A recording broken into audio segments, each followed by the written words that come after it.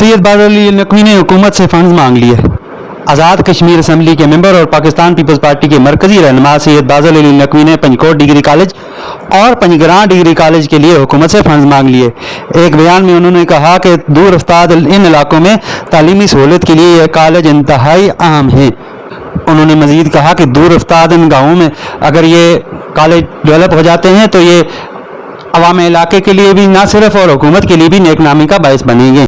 2018 के इलेक्शन में पाकिस्तान में जो कचरा इकट्ठा कर रहा था और एक जहाज़ जो है पिछले इलेक्शन में आज़ाद कश्मीर के अंदर कचरा सारा इकट्ठा करके एक हुकूमत को मुसल्लत किया गया।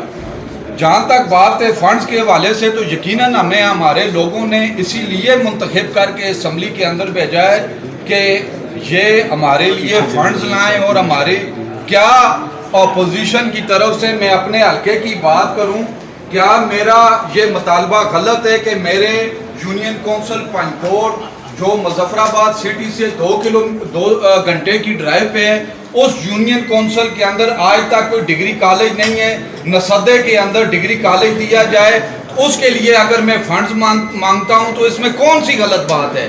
अगर ये मैं कहता हूं कि यूनियन कौंसिल पंजगरां के अंदर बच्चियों का डिग्री कॉलेज होना चाहिए तो इसके लिए कौन सी गलत बात हमने कर दी कि ये अपोजिशन फंड्स की बात कर रही है। फंड्स की यकीनन हमारा ये मुतालबा है, हमारा ये मुतालबा है, मेरा ये मुतालबा है कि आज़ाद कश्मीर के लोगों को हम रोजगार मुहैया नहीं कर सकते।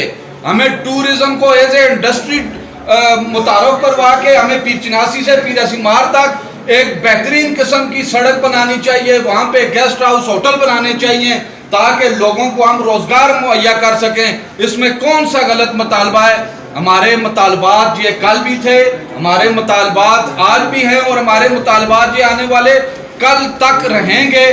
सैयद बादल अली नकवी का मजीद कहना था कि जिस तरह वफाक में 2018 के इलेक्शन में हेलीकॉप्टर के ज़रिए कचरा जमा करके हुकूमत कायम की गई, यही अमल आज़ाद कश्मीर में 2021 के इलेक्शन में दोहरा कर यहाँ पर कचरा हुकूमत जमा करके एक टोला